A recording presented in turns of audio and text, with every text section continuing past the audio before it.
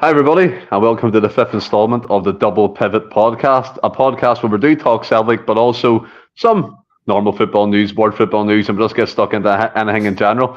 And I do want to reiterate, anyone in the comments who wants to get involved, a question, whatever, just fire it in, and we'll try and touch upon it tonight. But I'm delighted to be joined by a newcomer, Paul McFarlane. We tried it last week, it was a false start. Turned out it was your fault, but, I'll keep it at that. How you doing, buddy?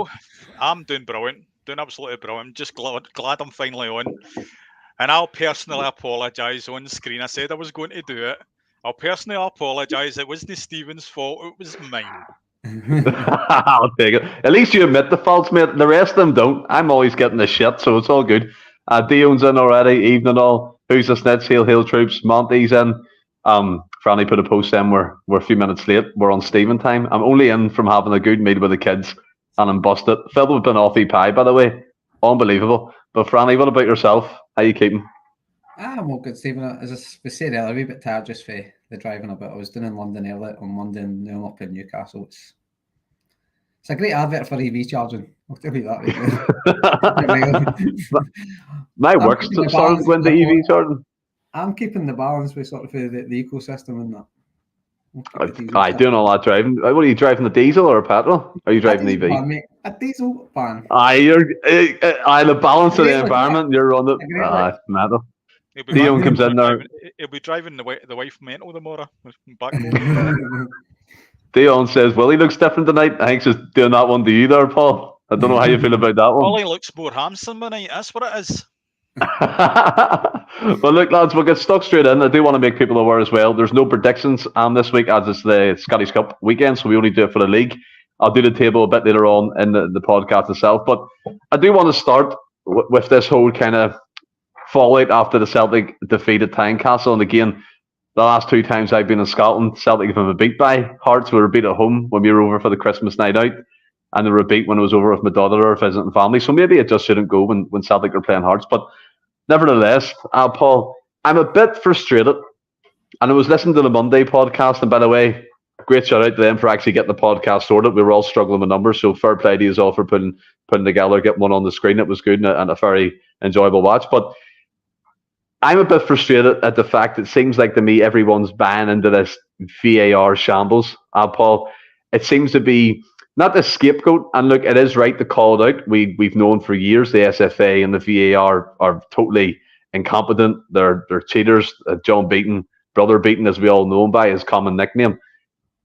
But I'm just a bit frustrated where it's like it seems to be drawn away from what was a flat performance, in my opinion, at Tynecastle. I don't think we pulled up trees. I don't think we were that good, to be honest. I think if we had 10 men last season with a Postecoglou team, we probably could have seen that game through or got a draw or got a victory. Everything looked disjointed and looked like the team couldn't cope mentally when Yang got sent off. It affected Awada, other players in that as well. And yes, I like Brendan coming out after and saying about John Beaton and about the actual VAR incidents. And then ever since that, the club have come out and publicly backed them. Statements have been released and Yang's appeal has been turned down. That's all well and good. But to be fair, we've known this for years. I think Celtic are a bit late to the party, coming out and actually sticking up for the club and doing things they got in terms of putting complaints in. But what's your opinion overall from the weekend? Now it's died down. Do you think it was just purely VAR, just purely referee decisions why we lost the game? Or do you think it's other things within that? I think it was 60-40 VAR. Honestly, I think the VAR is a brilliant system. It's a brilliant system. The problem with VAR are the people using it. It's not the actual system.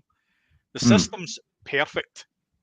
If you can get people using it that know how to use it and know how to use it properly, then that's fine. But I think Brendan Rodgers and the board coming out, I think that's actually to deflect from the performance and his tactics on Sunday. Yeah, that's what I'm saying from as well. Like, after 15 minutes. Come on, but Franny, we lost 2-0, 11-11 at Celtic Park against Hearts, right? Yes. We lost 2-0 at Tynecastle, right? But what I'm trying to say is, look, I get and I understand the whole VA argument. We've sat on this podcast numerous times discussing everything that's wrong with it. And Paul's right. The system within itself is a good thing. but we've got idiots who control it, and we know this, so it's nothing new. And if we have to balance it, if we have to balance it, if we have to balance it, right? We got a dodgy penalty kick from Yang. We benefited from the Lawrence Shankly goal offside. When, let's be fair, if that had been given against us, we would be fucking furious, right? So there could have been 3 or 4 ahead. We didn't do anything as a team when we went down to 10 men. It looked like we were defeated on the pitch as a whole. And my point is, if you rewind that back to last season, and even the Rodgers' first tenure, we went to Ibrox and won with 10 men. So I get that it can make a big impact on the game, but Hearts are no world beaters. It's Naismith we're talking about. I think Rodgers and Celtic should have done a bit better in that game, in my opinion. Right, well, so you expected us to get a result after going down to 10 men after 15 minutes? Of course I expect a result. They're not world beaters. We were decent up until the red card, and I think it spooked the team a wee bit. The penalty happened no long after it. The Celtic penalty, whilst I think it was soft, that happens anywhere else in the park, and you even admitted it in the group chat, Stephen, it was a foul, and nobody complained. Of course, yes. So why is it not a penalty? I said it was a soft penalty. I said it was a soft penalty.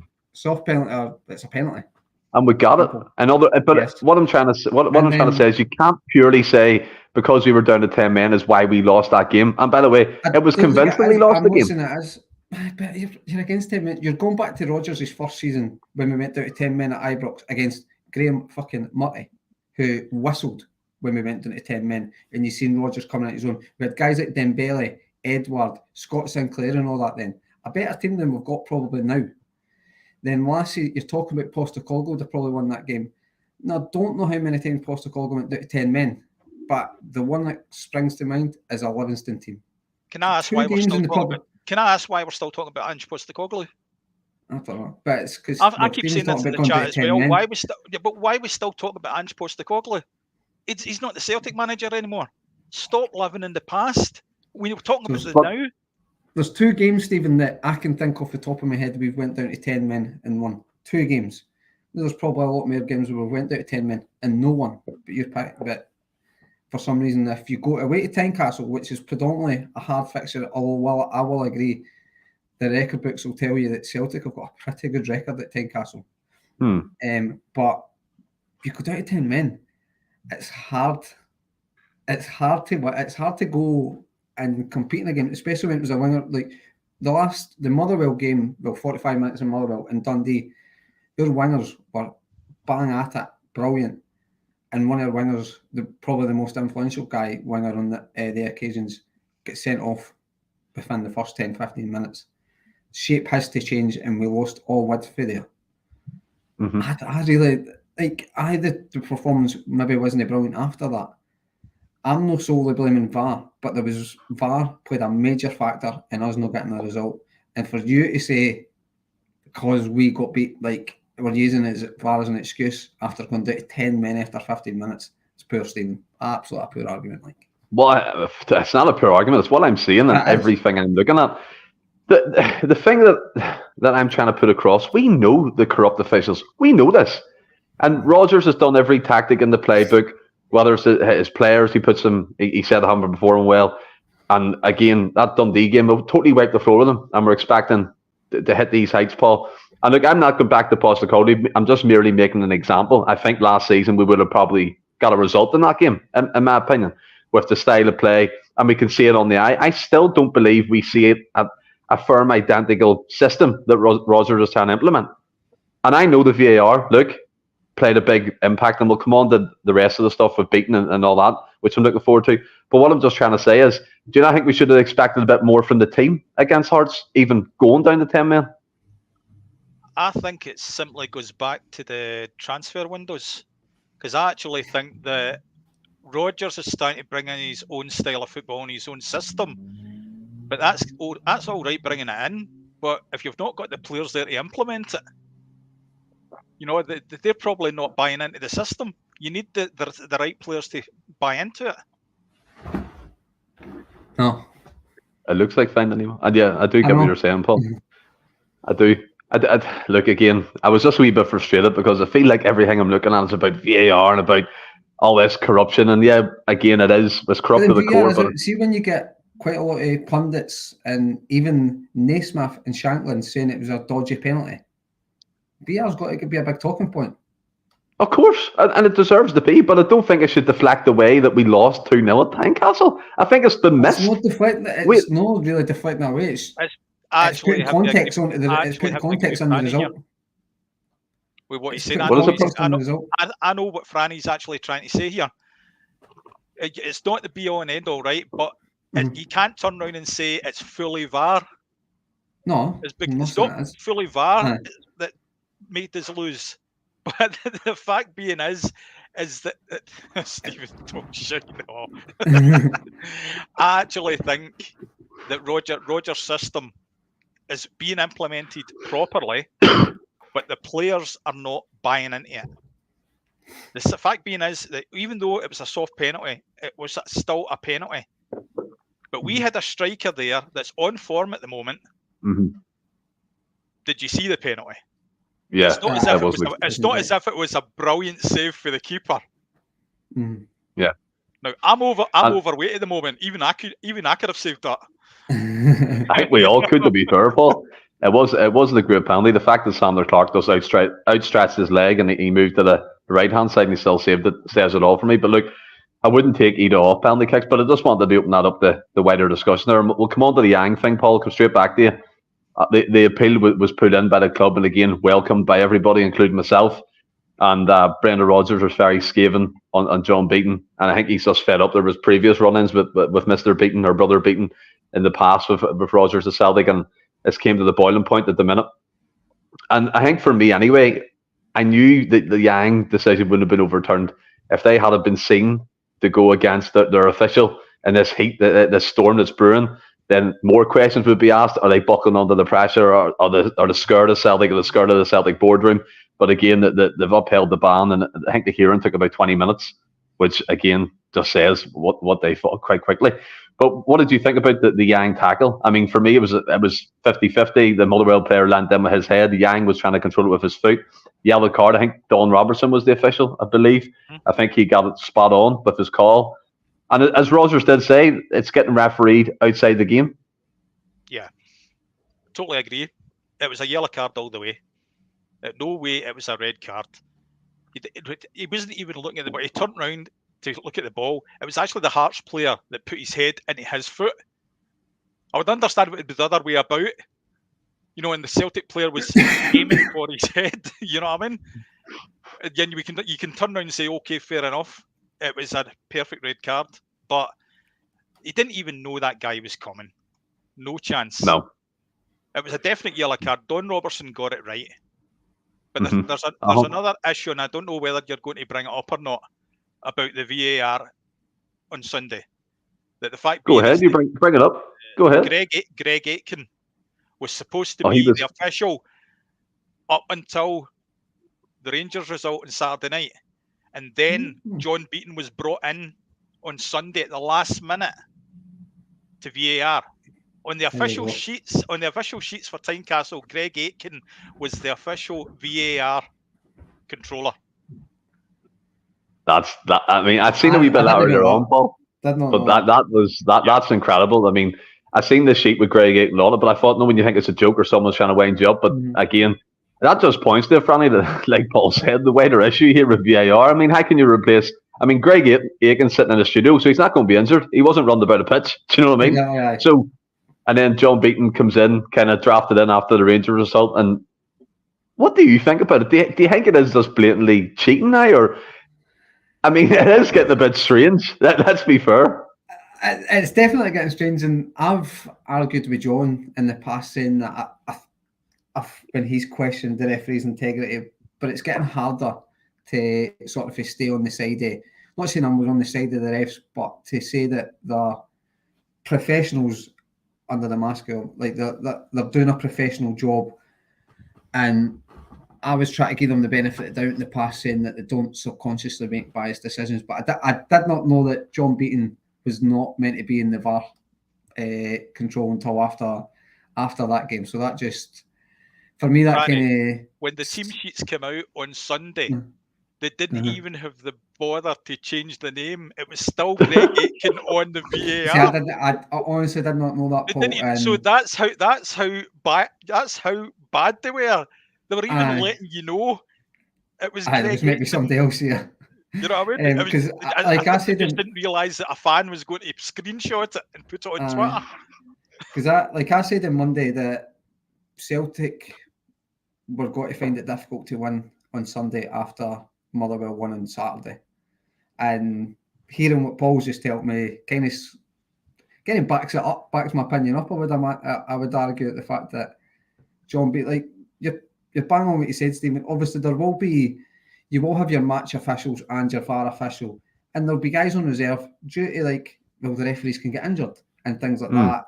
I suppose you'd maybe have backup VAR guys in case somebody comes down with a last minute illness. It could happen. But when that happens, they normally announce it. Exactly. No, 100% agree. They normally announce it, and there doesn't seem to be anything like that. So that's mental, and it's trying to prove that it's cheating.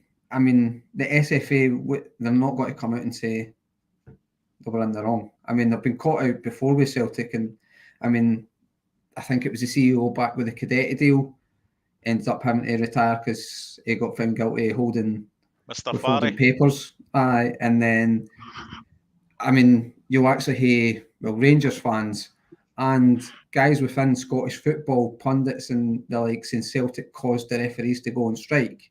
I mean, and I know certain folk within the media like to rewrite history by not telling the whole truth and stuff, but the reason we got foreign officials in was because it was Celtic complained about it, and it turns out Celtic were right because the referees admitted to lying and sending the wrong guy off. So it's like you're arguing against the truth, really. But David, you were found out you were wrong. Could I actually put another point to you that concerns that? Go ahead. Yeah. Right. This is the thing that I don't understand.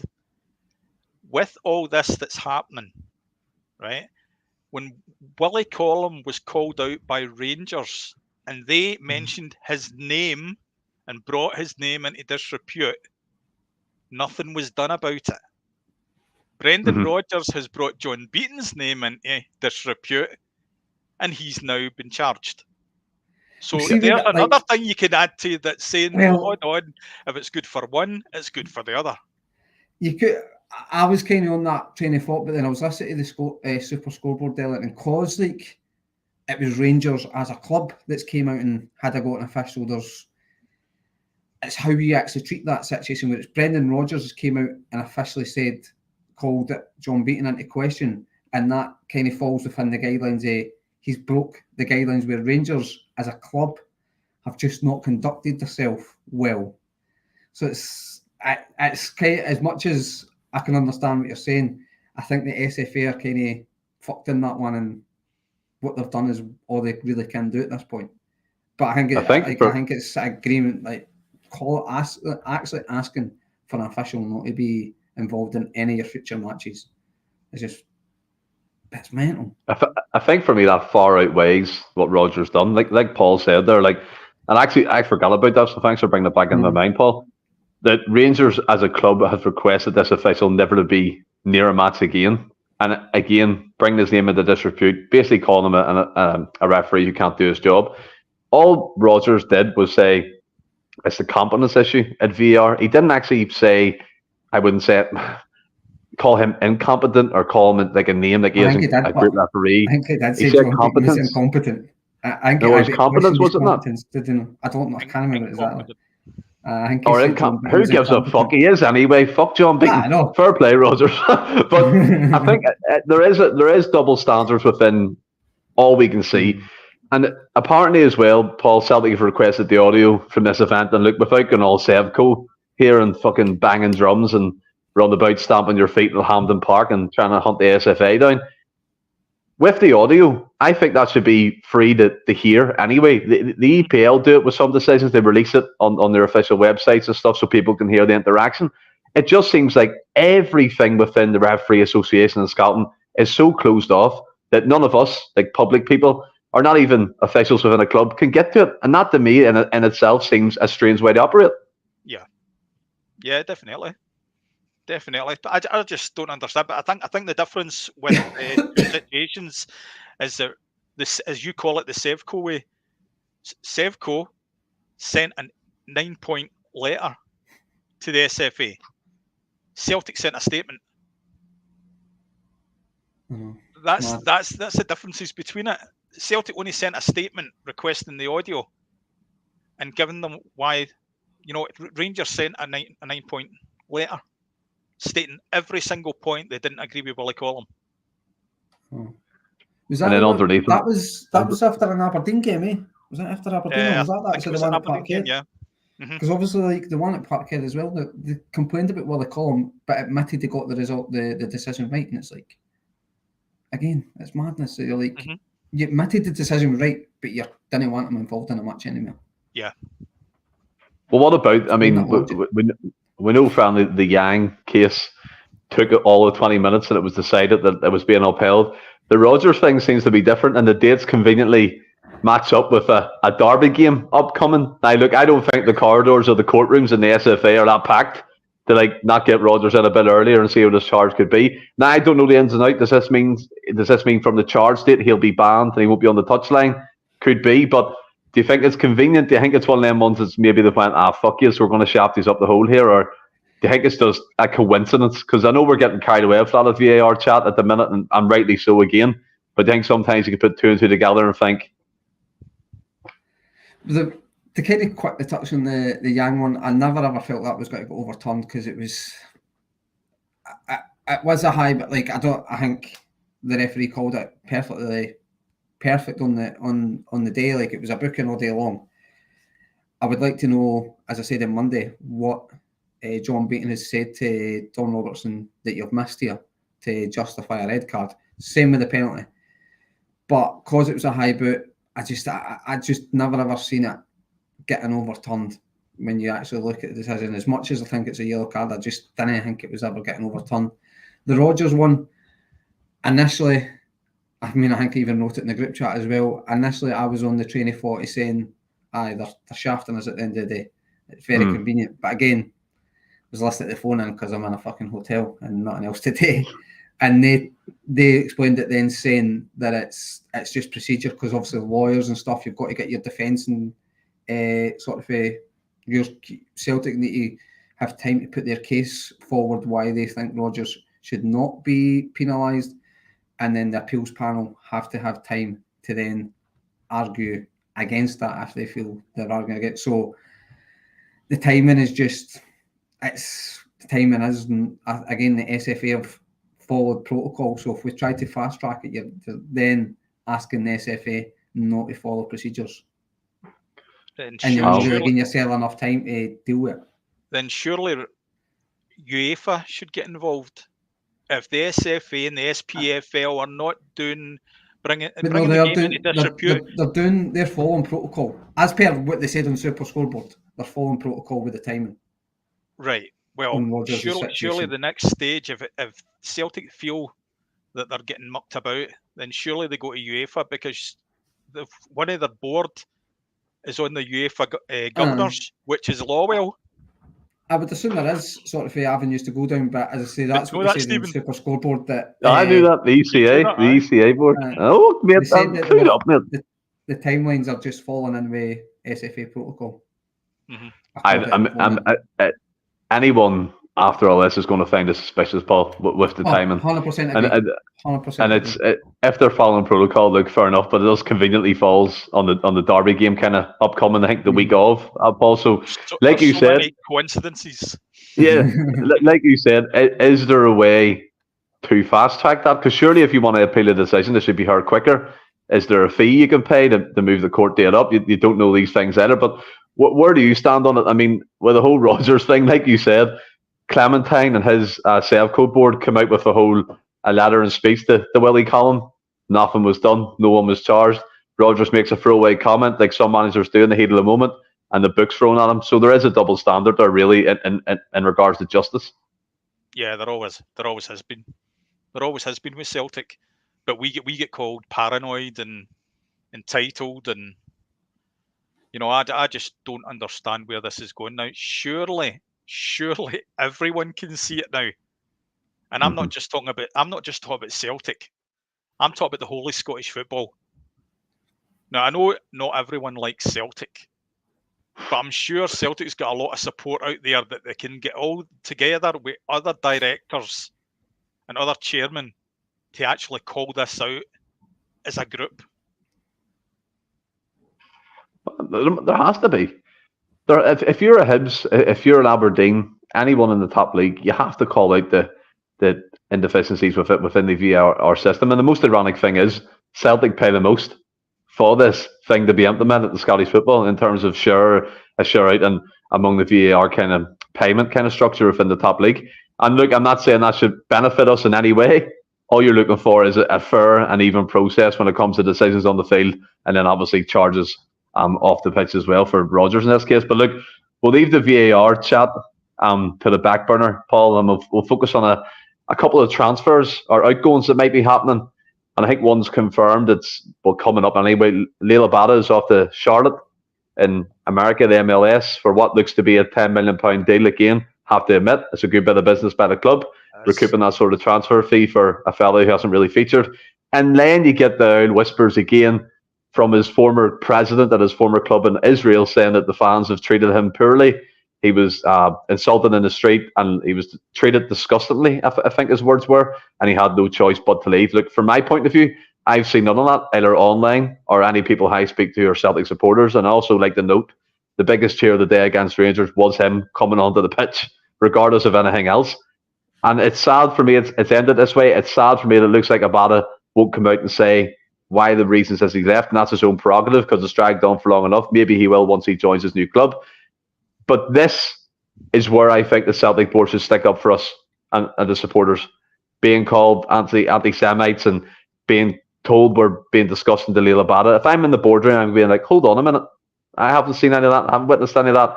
Then I would throw a statement out. Then I would rebuttal what they're saying because it seems like the media club are leaving this and it shouldn't be left. It should be dealt with. It should be called out for what it is, and it's pure lies, in my opinion, unless anyone sees anything different. I love Leila Bada in the Celtic shirt. I still wish he could perform in it, but unfortunately, it looks like he's going. Yeah. I for one, at the start in the chat, I know a lot of the people in the chat, some of them disagreed with me when I said about you got to watch with Leila Bada's mental health. And I said at the start, you've just got to watch the way you take care of this. But then I've actually, since then, changed my mind and agreed with everybody else that he's tried to find a way out and he's used some serious subjects to get his way out of Celtic Park. And I've got a funny feeling you're not heard the last of this because I've got a funny feeling that there's going to be people for Israel talking for him. Because at the moment, and this may be controversial, at the moment, is there anybody for Israel that's actually telling the truth at the moment? Probably not. Well, yeah. Yeah, no, I get that. It's just strange how you hear the whispers, isn't it, Franny, when all this is happening? You heard it from his national coach in Israel way before Christmas saying he probably needs to move on. And then his former, I mean, it's funny, the club that he represented before were happy enough to take the money off Celtic Football Club. And now his former president is coming out and saying that we've treated him disgustingly. And I don't agree with that. And that's why I said I think the Celtic board should back us up on these issues.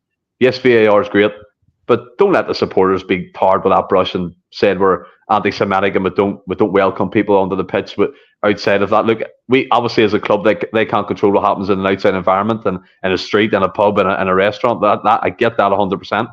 But you can't just, as Paul said, I don't think this is the last of it. I think this kind of smear is going to happen for as long as they want it to continue. And no one from our club seems to want to challenge it. No, I'm kind of with you there, Steve. I mean, like say, certainly online at the games, I think he had every fan's backing. There probably was some things online that had a go at him, like say maybe out in the street and stuff. Maybe some fans had a go at him. There's only so much you can control, but I think a high percentage in the main supported Abada 100% and gave them their full backing. I think they were understanding that what was happening over in that part of the world was nothing to do with him, totally out with his control. It was just it became an unfortunate situation for the guy.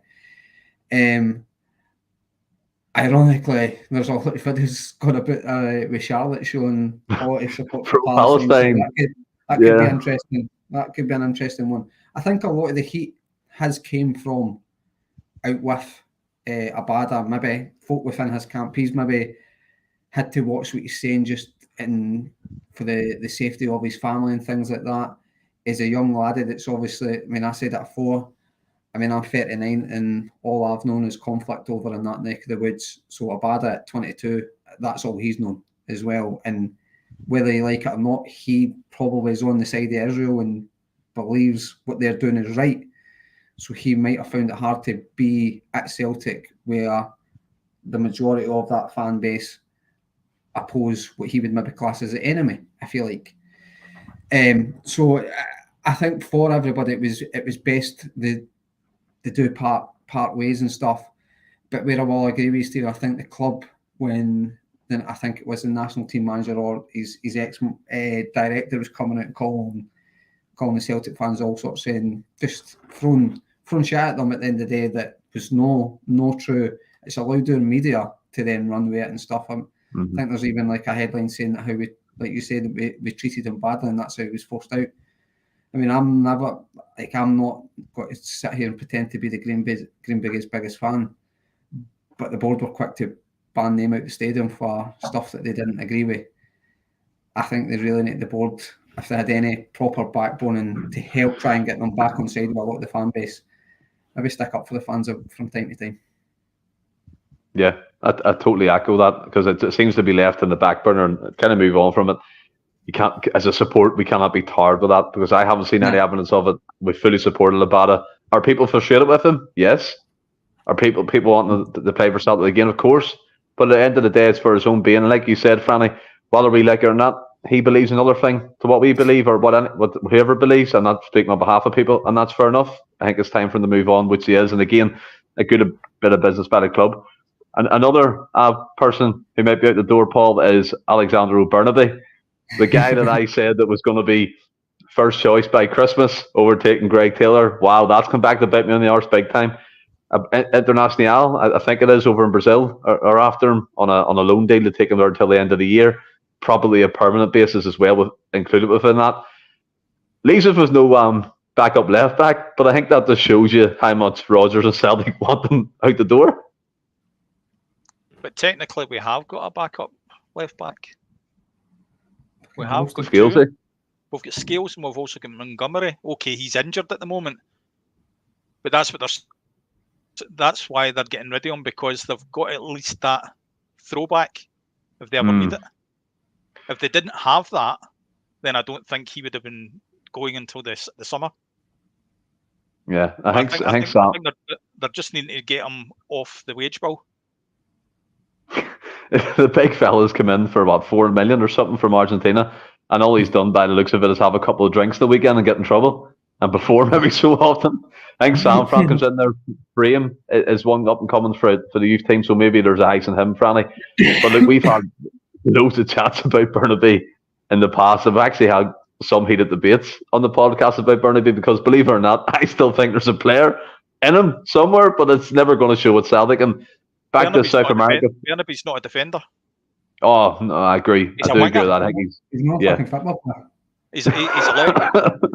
He was a brilliant left winger at his other clubs. No, really. Maybe a football manager. No, really. Franny was brilliant. I think his stats were good. I think his stats were quite good for Lanús, wasn't it, Argentina, before we signed him? But to be fair, I think actually worked out. But he's away. He's going on a loan deal, Franny. And like Paul said, it frees up wages. And I just pray that this is all going to a big summer transfer window for Rodgers or whoever may be there in charge anyway. I mean, maybe controversially, I'm like, as much as I fucking think the guy's ranked rotten, it does leave us. What if Taylor gets injured again? Because Scales has said he doesn't like playing it there. I think he could do a job maybe for 1 or 2 games, but not for any period of time. Montgomery, I think, is out for the season because he was at loan to Motherwell. He went on loan to, and then he was back within a couple of weeks because he's had to get an operation. So I think he's actually out for the rest of the season. You have got Mitchell Frame, which a lot of folks injured at the moment. Well, there you go. He's injured. That's why he's not in the squads. a lot of folk were hanging on head on him for a 20-minute cameo against Feyenoord, where he played left wing. He never actually played left back. You're so damning of him. You're so every time I speak to you about him, you're just like, get him away. The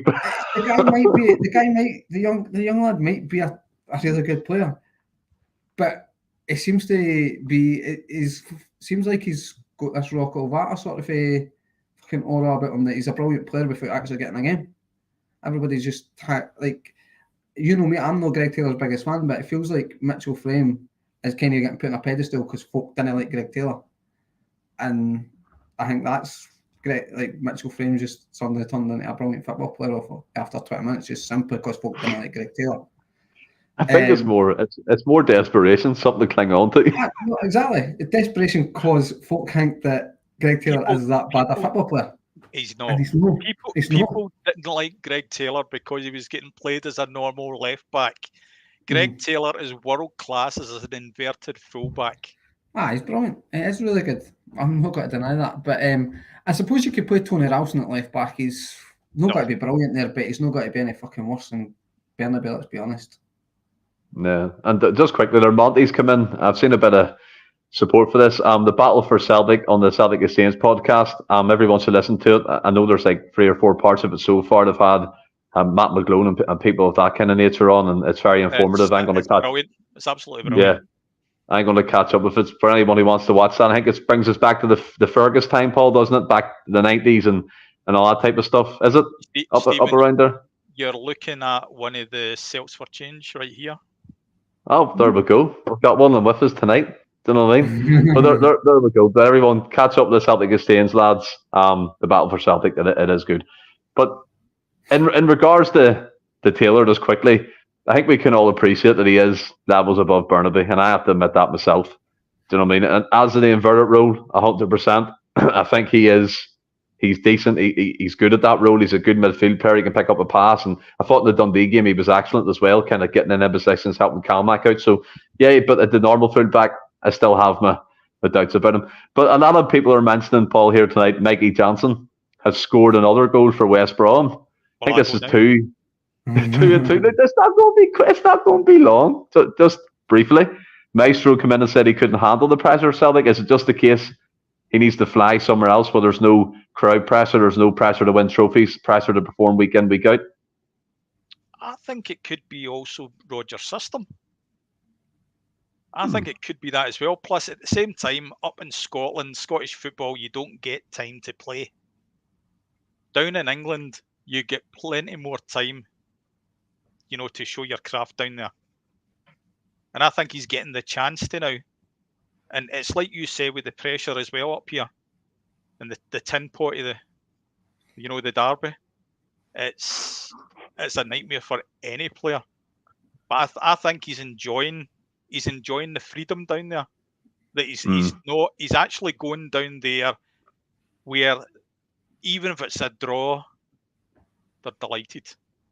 Up here, it's got to be win, win, win, and that puts some amount of pressure on a young player's body. Well, he was injured, so his body did feel some amount of pressure when I was a Celtic. And the Pork Chop Express, MJ shrank when putting on a hoop shirt. Do you agree with that one? Is it just too big for him or too weighty for him? I think it was, and it's no great. It's no slant on the boy. And he's a Celtic fan, grew up through the ranks. I think all of us would have loved nothing more for him to be a success at Celtic, but it just wasn't happening for him. I feel he just struggled when it got to that, and it probably was like Paul said, you've got to win every week at Celtic, regardless of who you're playing. And he would have known that as well, and he maybe just could not cope with it. And now he's away, he's got that sort of a pressure off his head. Obviously at West Brom, they want to win every game, but the microscope is not on you as much. There'll not be folk writing in the papers for weeks if you just draw a game, if you concede a last minute dodgy goal, and all that's away.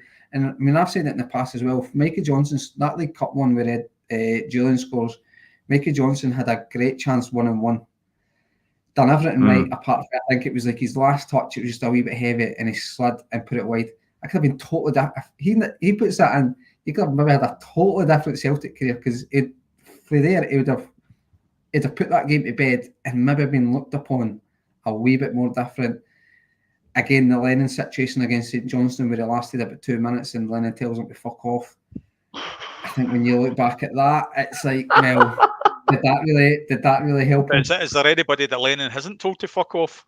I know. That's a good point. That's a good point. There has been maybe factors that have not helped Mikey Johnston's Celtic career, but I think in the main, he had how many chances did they have to be the next best things? And it's just, I think moving him on, best wishes to him, but I don't see him being a Celtic player.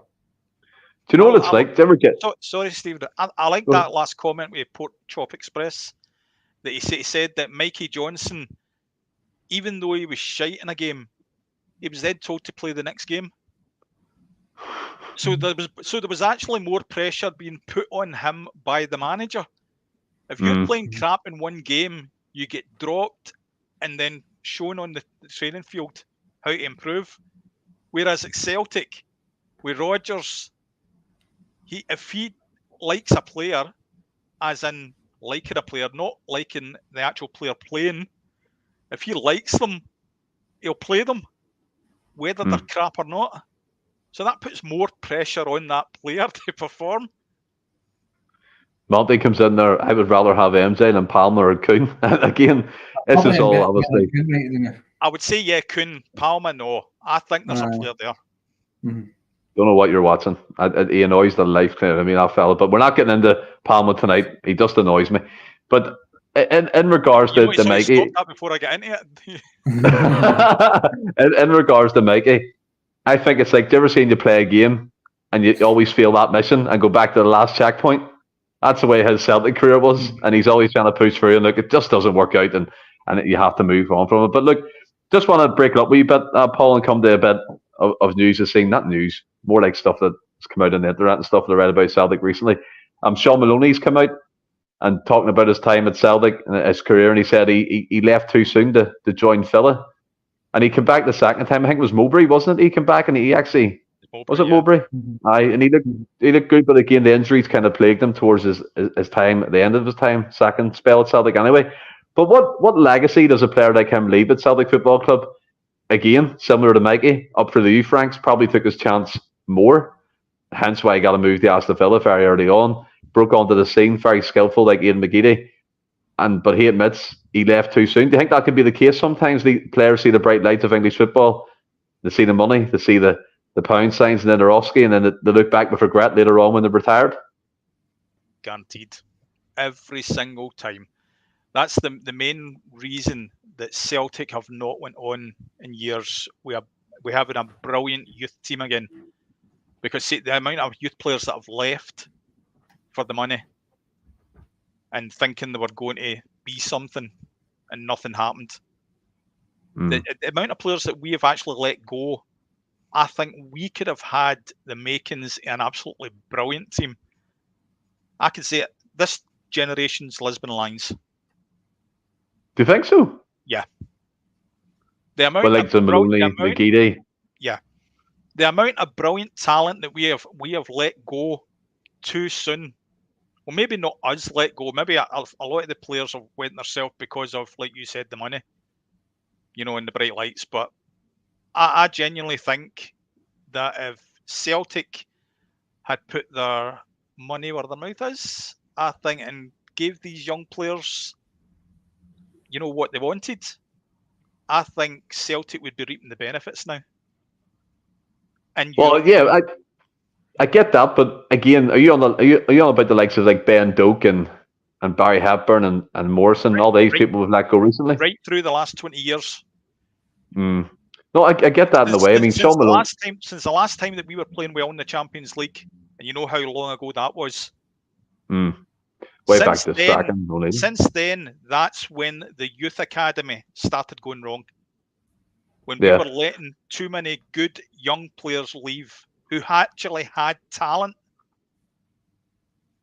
So I think we would have been brilliant nowadays if we'd kept all them. I think that comes back to the structure argument as well, Franny, doesn't it? That Paul's speaking about there. The youth academy was doing great up until the reserve league was done away with. Then there was a couple of years where it was just friendlies and it was non-competitive football, and now the Lowland League and things like that. But the smell of glove comes in. Thought Maloney was a great player while he was here.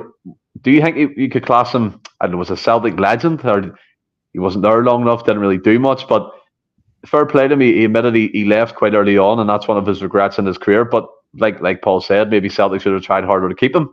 We don't know the ins and outs of that, but Jed came in, money does talk, and off he went down to England. I think that's maybe simply it.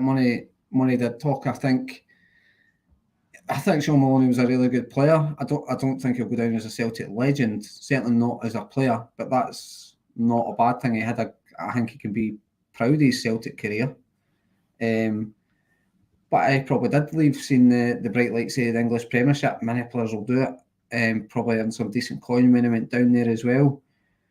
And I probably did regret, like you look at guys like Gary Hooper as well, that probably regretted going down there, but they probably went down for the sort of, well, Gary Hooper, I think, maybe went down for his international aspirations.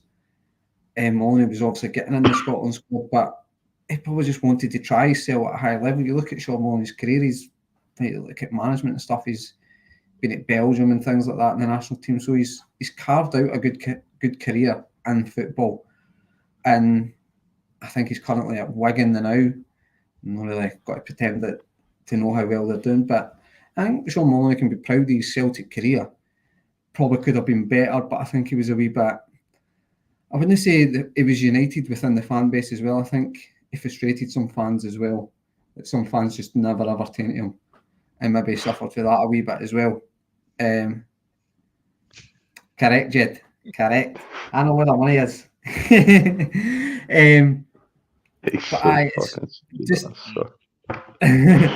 But I think Celtic did have plenty of good youth players, but I agree with you, Stephen, when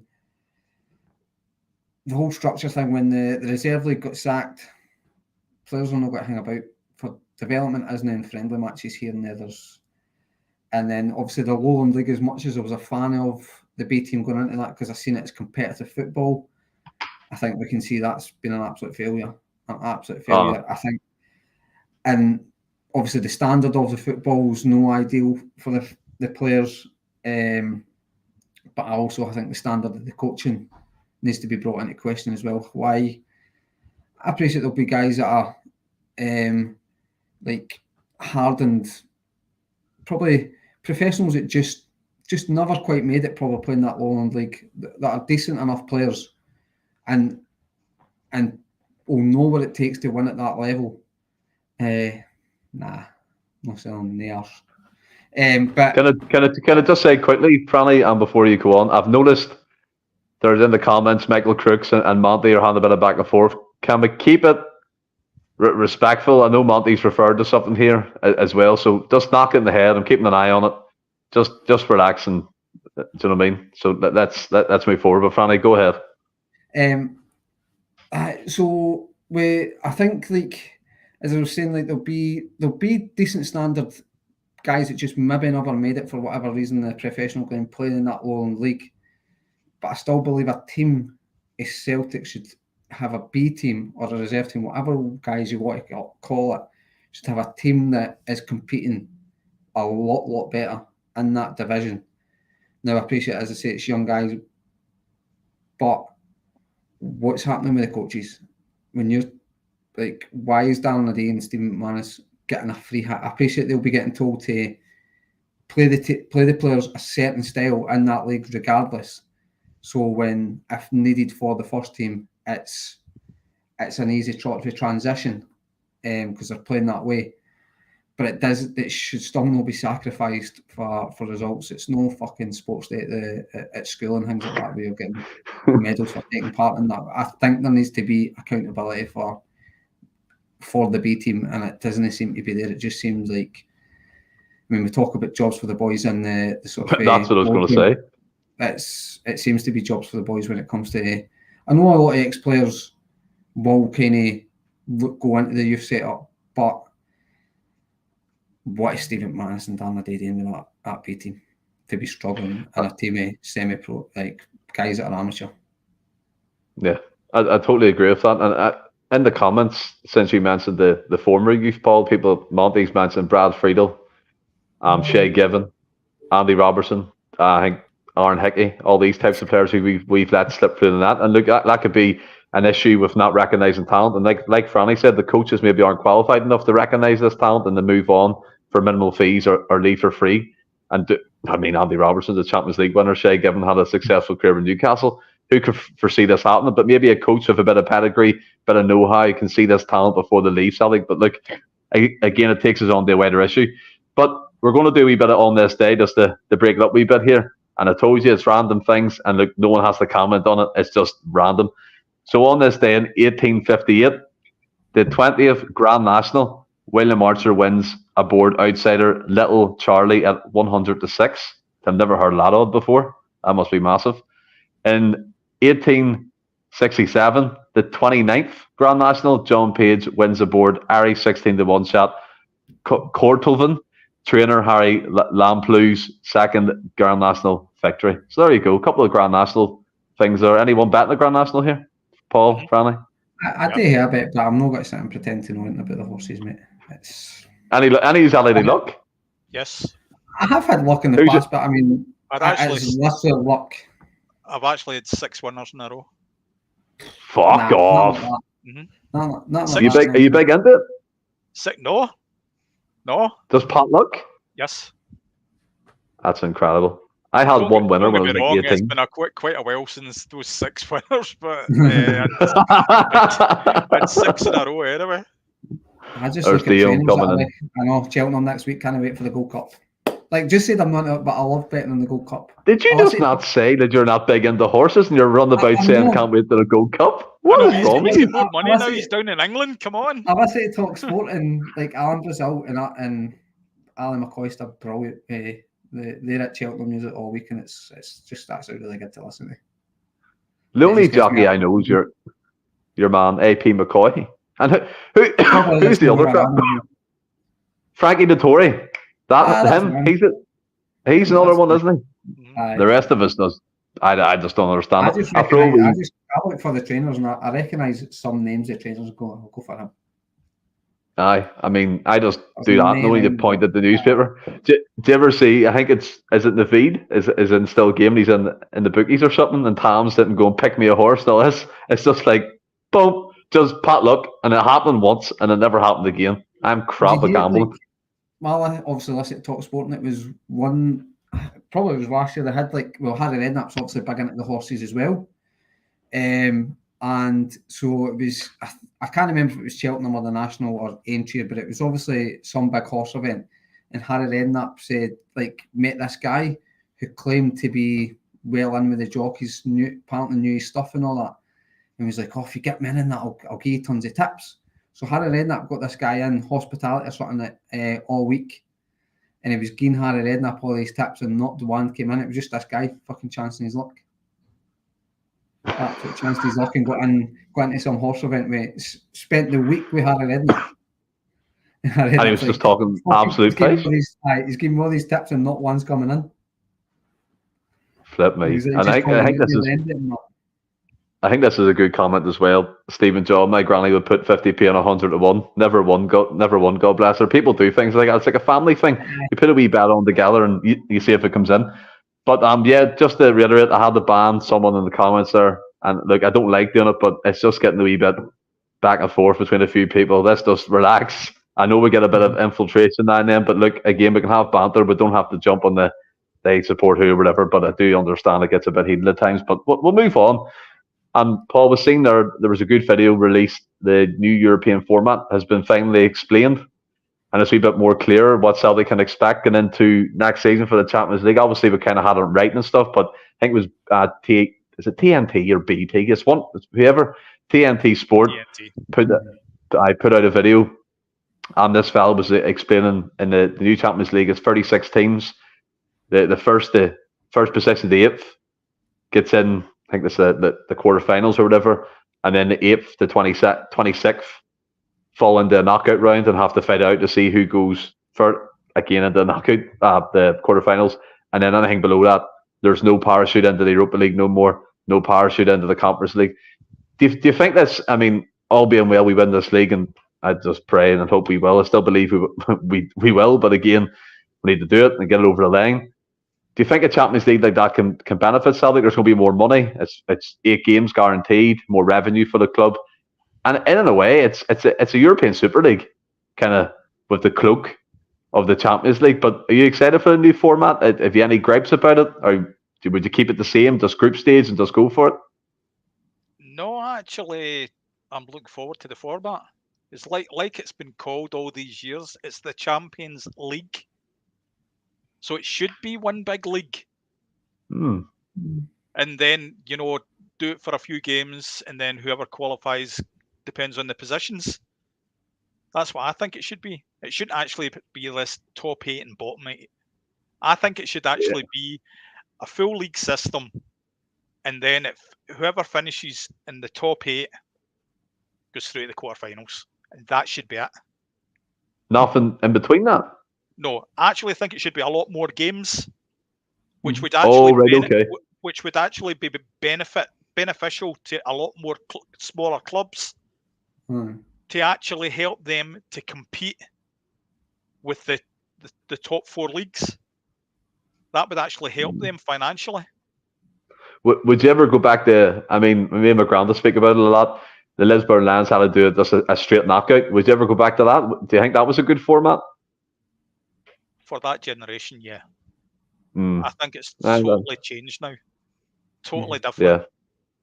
I don't think you could go back to that.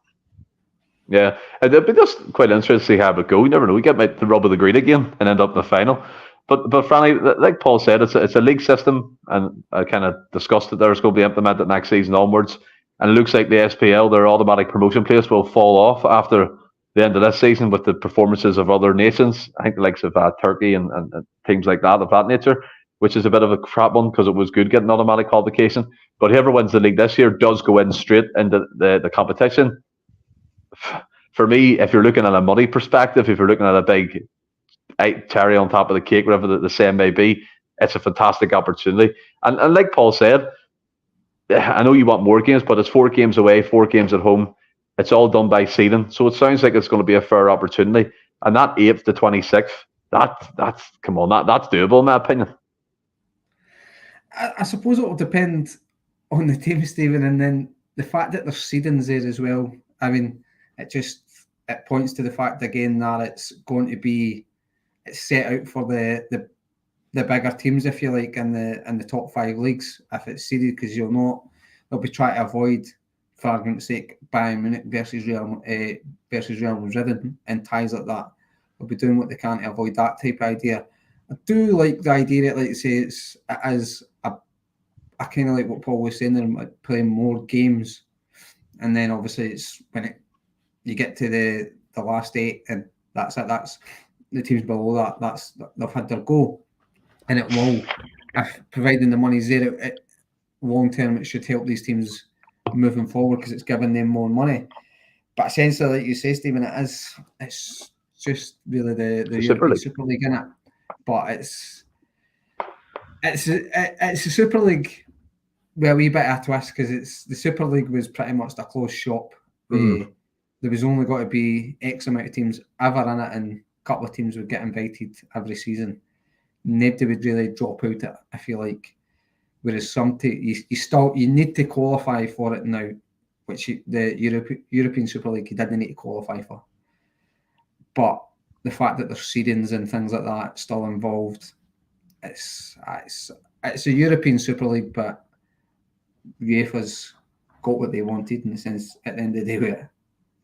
Do you think it's a bad thing? There's no parachute now into the Europa Leagues or Conference Leagues. I think that might be a disadvantage, because if you look at it, we get the extra 2 games on top of the original 6 in the Champions League, and to be fair, that's us in a knockout campaign. We're usually knocked out after the 2 games anyway. But do you think having that kind of parachute into them competitions is fair, or do you think for the teams in the Europa League and the Conference League, it is a close shot for them now, and whatever team's best in that competition wins without big heavyweights dropping in from the Champions League, so to speak? I suppose it works better than that for their competitions, where it's whoever entered into that competition is in that. You're not getting maybe, for argument's sake, a Liverpool or Real Madrid or things like that. The chance of them dropping into a lesser competition, I feel like, and it probably the reason teams aren't dropping into the competitions from the Champions League is the fact that you're playing more games. It's probably more just down to timing and the dates and things like that they can't logistically, maybe it doesn't work anymore to sort of parachute into other tournaments, Stephen. So I've no real issue with not parachuting into another European competition. Yes, it's sometimes good if you can go on a wee run, but I think probably it's logistically just with the new format of the Champions League, it'll just no work. There's a logical reason I can give it. Yeah, I mean the whole system has changed, and like, so where do you stand on that, Paul?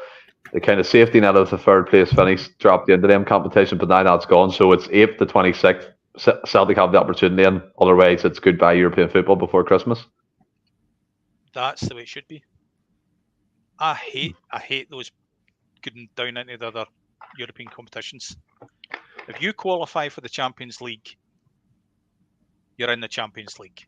If you get knocked out of the Champions League, you shouldn't get another chance. The same with the Europa League and the same with the Conference League. You shouldn't get other chances. If you've qualified for that, you get knocked out, that's you. I don't agree with a second chance. Not even for a run in European football, no, we did not take that. No. That's fair enough. And to be fair, because there's some clubs that actually are glad that that's there, and I include Celtic in that. I agree. Because the Celtic board, when we get into the Champions League, they're just happy they've got the money.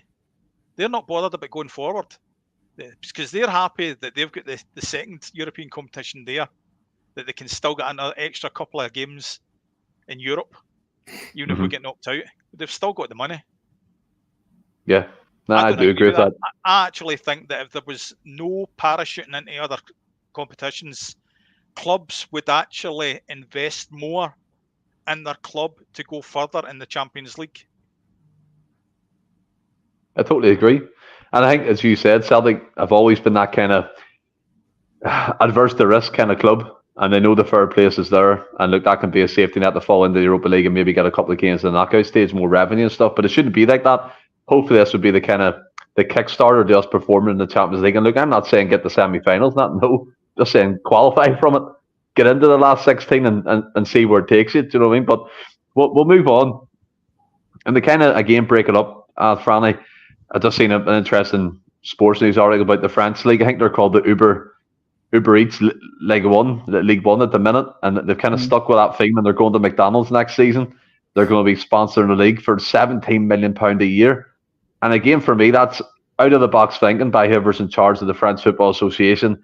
Meanwhile, you look at ourselves underneath Doncaster, Maxwell, whoever the cronies may be in charge of the SFA. Since you're pulling out, I think they only done $2.5 million, $3 million a year anyway. A big no comparison to the French football. But do you think the likes of McDonald's or Uber Eats or Amazon, there surely is a better way for the Scottish League to sponsor itself or gain sponsorships? Because £17 million a year for French football is fantastic. And look, I get they've got PSG, Marseille, Lyon, and all that. That's great. But surely, as Neil Doncaster puts it, he always looks to get the best possible deal for Scottish football. We've had Ladbrokes, it was a shambles. We've had Cinch, Rangers didn't agree to it, another shambles.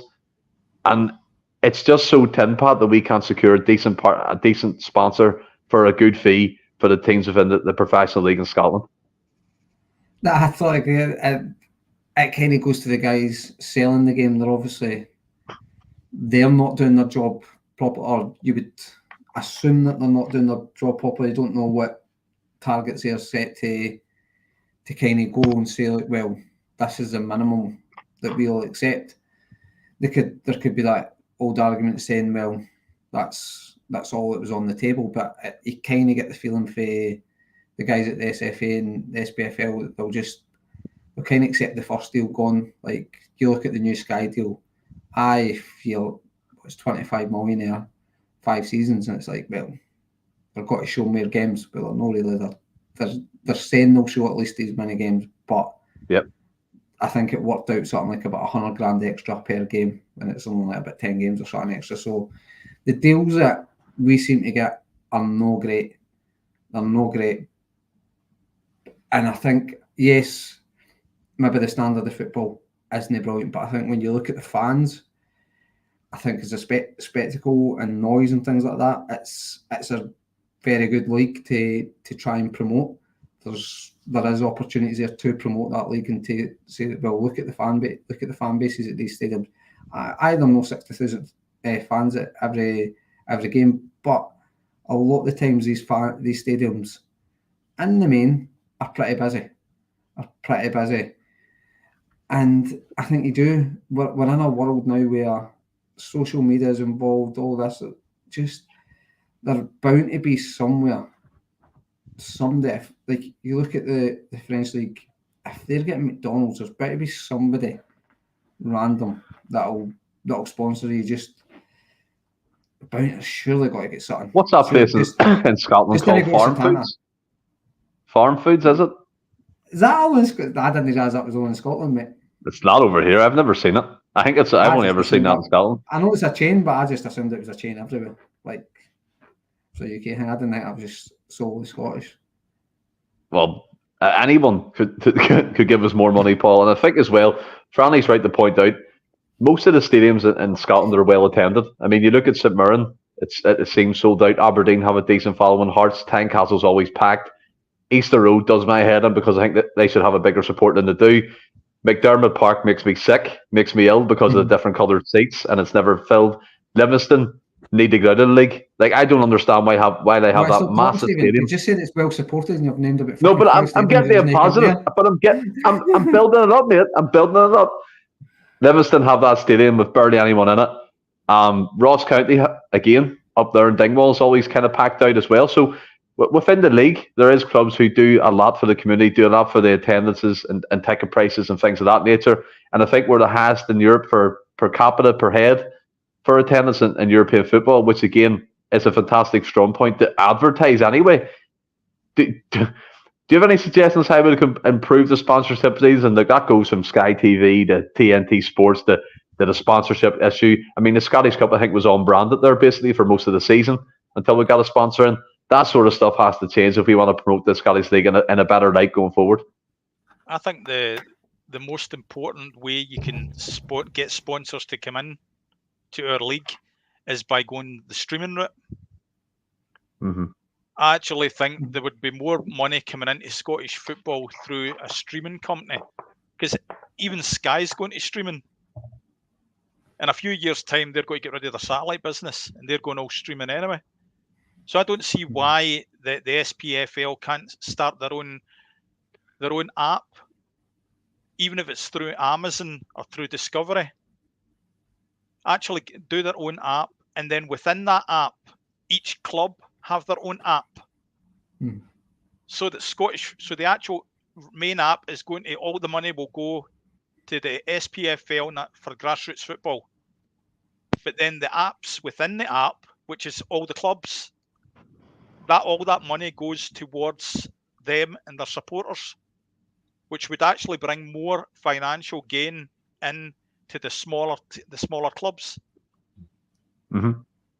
Which I genuinely think, because you think of the amount of supporters all over the world who expats over there who want to support Scottish football. They want everything Scottish football. They don't want anything to do with English Premier League, even though that's one of the top 4 leagues in the world. They want to stick to their own leagues. So I genuinely think that if we went down the streaming route and actually got a structure of the app that actually gave where the home crowds, with every gate that's in the home crowds as well, that part of that gate goes to the actual away side as well. That they actually split the money, actually get that in the structure, so that Celtic and Rangers can't get out that, where they are actually helping smaller clubs as well. Because then if you're helping smaller clubs financially, these smaller clubs are then going to bring in better players They better players are then going to perform better against the top two. And if better players and better clubs are playing against the top two and making it a better league, then you'll have better sponsors. That is what I always think, Paul. And you know, another thing on top of that is, and look, for the benefit of Scottish football anyway, I want to make this point. I'm actually buzzing for Hibs in a way that they've got that outside investment from Bill Foley. A 6 million getting injected into the club, and they've already brung Marcondes from Bournemouth, who's an international player. They've brung a guy called Maluda from Hertha Berlin, who's played in the top leagues in Germany, and they're making impacts in that team. And that's what you need to drive forward and get better. You look at Dave Cormack, he's not shy of throwing a few quid into Aberdeen and budget Hearts. I know St Johnson under Jeff Brown, they're meant to be getting taken over by an American investor. So there is opportunity within that league. And I 100% agree with you. With investment, with a better structure, these teams can compete more, can get better players in, increase their wage bracket, make it appealing to younger generation of fans coming up in them areas to support that club when they see that they're actually doing something instead of just being in the SPL for just kind of making up numbers, let's say. So yeah, I 100% agree. There has to be a way we can look at this as an association and move forward and get the best possible deal for Scottish football. But like Franny said before, will it happen? Probably won't. We'll stay with the status quo. We'll be on the BBC soon at £1 million per 4 years, and we'll think it's a great thing. Do you know what I mean? So that streaming thing, it's kind of piggybacking off. Like Simon Jordan's big on trying to get the EPL to kind of go its own streaming way. And like if you done it with our league, like even do that at a tenner a month for streaming, and what that kind of gives you is can't give you home games, but it can give you would maybe need to subscribe to a football team, and it's a tenner per football team if you like you were kind of suggesting there, Paul. But you get with that tenner a month, you get every away game for that, and then you would only need 1 million people to sign up for that, and that's what's that £10 million a month. Well, it's like you say, Franny. The £10 a month, you get your home games guaranteed. I would say away games because no. Well, I would actually go one further with that. The £10 gets you all your home games, right? And then the clubs could actually use their pay-per-view to do their away games and give you an away season ticket. So I would maybe go the opposite way. An actual streaming away season ticket. Your St Johnstons and that, I think that would maybe kill, as bad as their sort of grounds are for people in. I think the sort of teams down the lower league, I wouldn't offer up the home games to try and keep the season ticket sort of numbers up and progress that a wee bit. But I would certainly offer up away games. For me personally, I think a tenner a month you need 1 million people to sign up for that. Mm-hmm. £10 million a month, and we get 5 million a season of Sky. Yeah, it's shambles. I like the fact that the COVID season, a wee bit after, we could do the pay-per-views for the home games. I think it was up to 5 a season. You pay 10, 12 quid. I like that. I bought it, I mean, I'm not afraid to say, of Aberdeen, St Mirren to watch them play Celtic and things like that when it wasn't on the TV. So, look, I put money into their club unwittingly, but I wanted to watch Celtic, and that's the kind of lengths I would go to watch the club is supporting. I agree. Like you said, Franny, 1 million people isn't wishful thinking. It could be just general sports fans. It could be supporters of the clubs, and again, people within the football world would subscribe to that app. Players as well, you have to remember, for their teams and clubs. So there'll be money pumped in from left, right, and centre. And also, if you're getting £10 million a month, you can trickle that down to the lower leagues, improve the standard there, and the byproduct of that, like Paul said previously, the youth academies get better, the product of Scottish football gets better, the quality gets better, and it's win-win. But look, will it ever happen? If that kind of idea is successful, that's when you start getting bigger money, because maybe your Sky will come back and your Amazon will go, we're generating this a month. We're doing all right, so you need to offer us more candy for it. But Friday, that's the way it's going to go anyway, because Sky's eventually going to have an app. Sky's eventually going to have an app on Amazon anyway. I know. So they're going to be part of Amazon eventually. It's the way to go. And I think that Amazon, they have Premier League games not at the minute, don't they? So, you know, it kind of says it all there. 420, what is happening with paid subs? I'm going to set that up. The reason why it's taken so long, is me and John need to tie in, and we both work different schedules. I think he's nights and I'm day, and it's hard to. I'm not getting the blame of that. It's hard to get it sorted, but we will get it sorted shortly. And as always, probably like £1 or something per month. But any support's welcome from anybody. And the content will always be on YouTube. We're not going to do a paywall or all that shit. Don't worry about that. But let's kind of stay on kind of French football, Franny. We dovetailed off the sponsorship. And just again, Paul Pogba, whatever. He is banned now for 4 years. Doping football. What a wasted talent he actually turned out to be. Totally agree with you. Totally agree. And it's a shame because he is a really good football player. Had everything to be an absolute. I mean, it was a superstar for a few seasons. That his time at Juventus, it was an absolute superstar there. Obviously, won the World Cup and he performed brilliantly in that World Cup as well. He was one of the top players at it. But I just feel, is he now got to be remembered for this? I think he's came out and said he'll try and clear his name. I think as well it was something to do with medication he taken when he was over in America, which is maybe a bit silly for him because I think athletes... You should know what's banned. Exactly, but that's athletes in all sports, I think, are given... I think like they've got access to an app. If you're getting medication, you can scan that medication to say, by the way, you're all right to take this. So I don't think there's any excuses. There shouldn't be any excuses at that level, especially a guy at Paul Pogba's level. I appreciate he hasn't the last few seasons. He maybe hasn't really been pulling up trees, but he still was a massive name within the game. Did he really make it? It's proven he made it to the top without cheating, but.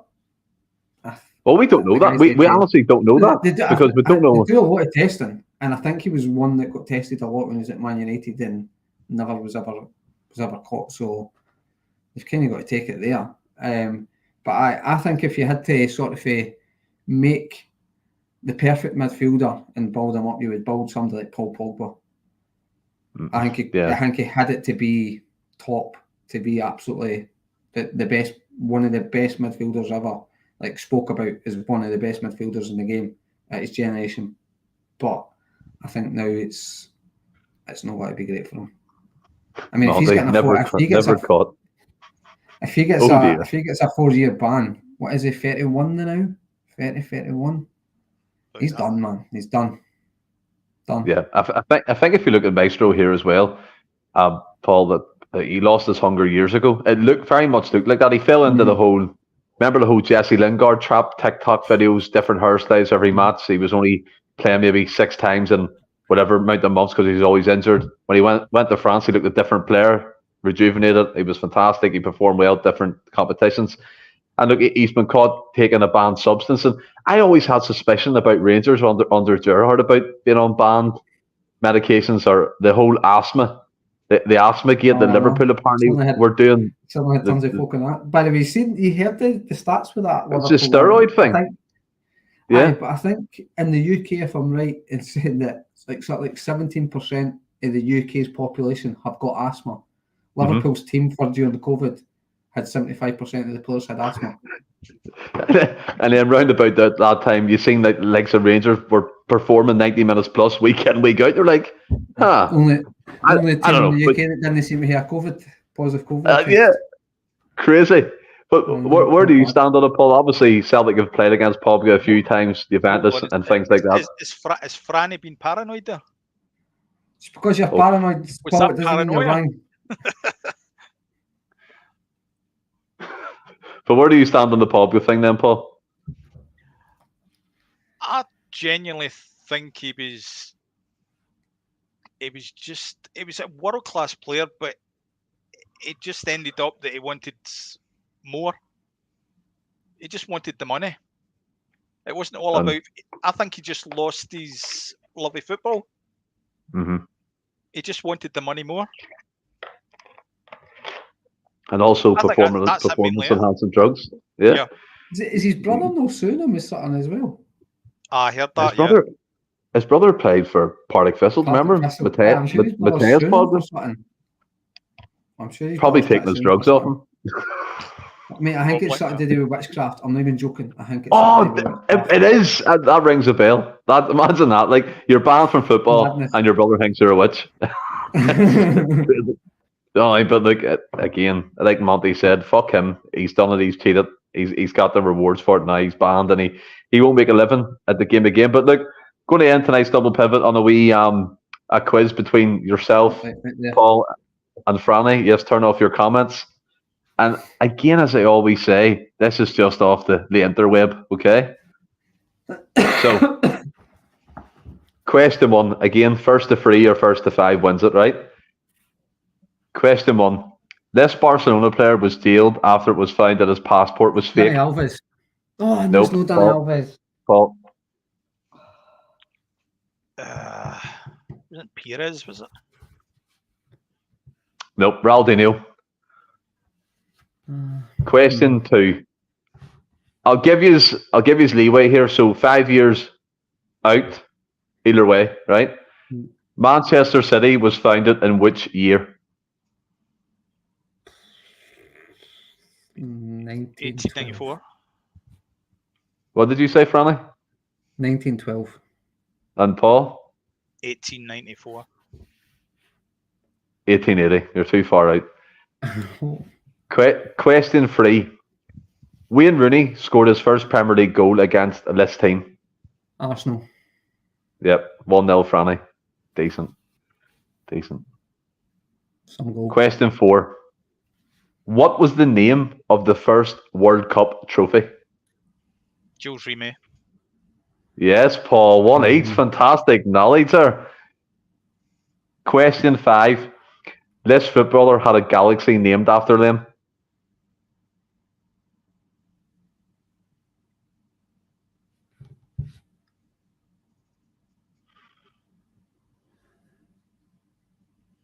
David Beckham. Nope.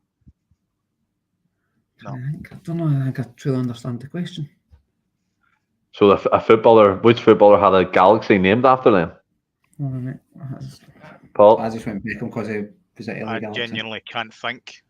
No. Cristiano Ronaldo. It's 1 each, isn't it? Or is it 2-1 to someone? Aye, no, one each. 1 each. That's all right. Right, so question 6. Oh, you are a tramp, by the way. Question 6. What was the name of the first football club founded? The name of the first football club. Say that again. What was the name of the first football club founded? Queen's Park. Fucking hell, Stephen. What fucking Sheffield. questions there? Here, hold on. Dion's in. Great knowledge, Dion. Unbelievable. Probably on fucking Google. Aye, Not probably. a chance. Not a chance. That's well answered. There are a couple of Notts County, Queen's Park, but no, both wrong. Right. Question 7. Who was known as Mad Dog in football? Chris Higgins, I'm joking. Paul. Oh, that was a joke You- because like No, me you've and answered it. He was called Mad Dog Hickok.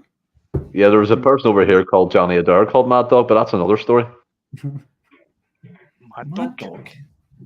Martin Allen, right? What the fuck is that? I don't know, mate. Right. Question 8. Who won the first Premier League title? He won the first Premier League title.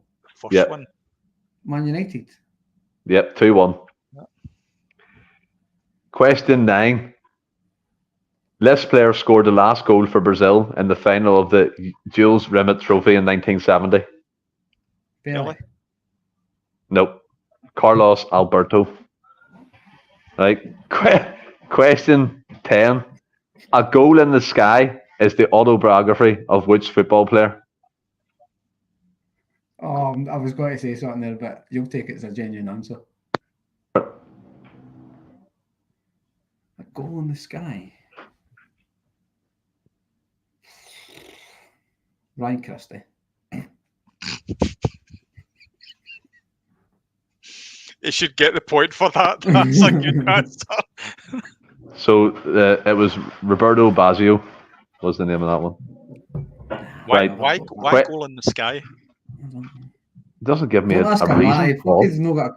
He's asking questions You're about supposed to Mad know Dog. this. You're the one asked the questions. Right, question 11. In 2012, when Lionel Messi became top goal scorer in the history of Barcelona, he broke the record of which player?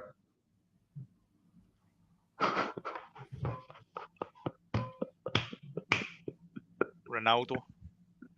No, Franny.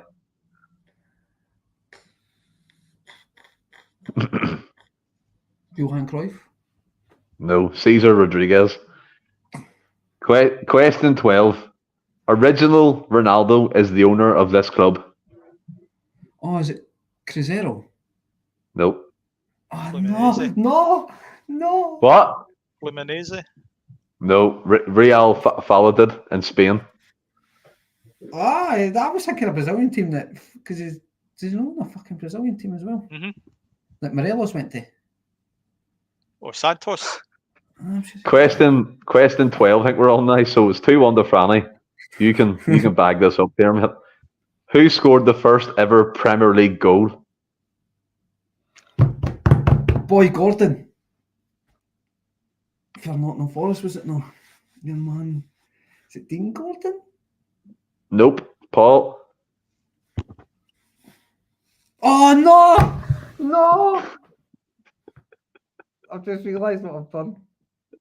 Wasn't it Solskjaer, was it? No. Brian Dean.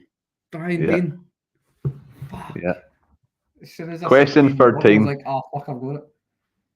Goalkeeper David Seaman joined this team after leaving Arsenal. Man City.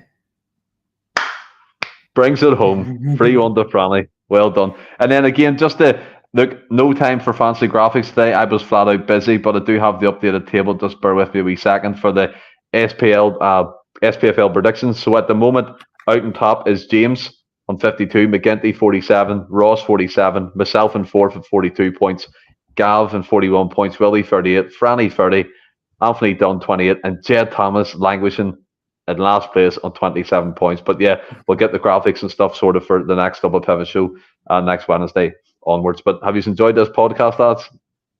Brilliant. Good laugh, mate. Good laugh. It's good to be back. Yeah, it's good. Yeah, it's good to be back, and hopefully be on more in the future. Paul, it was great having you on as well. Had great crack just sitting talking. I know I started the podcast frustrated because it genuinely was, but with all the kind of talk about VAR. But yeah, everyone, until Friday, when the Friday team is on, stay well and keep safe. Hail, hail.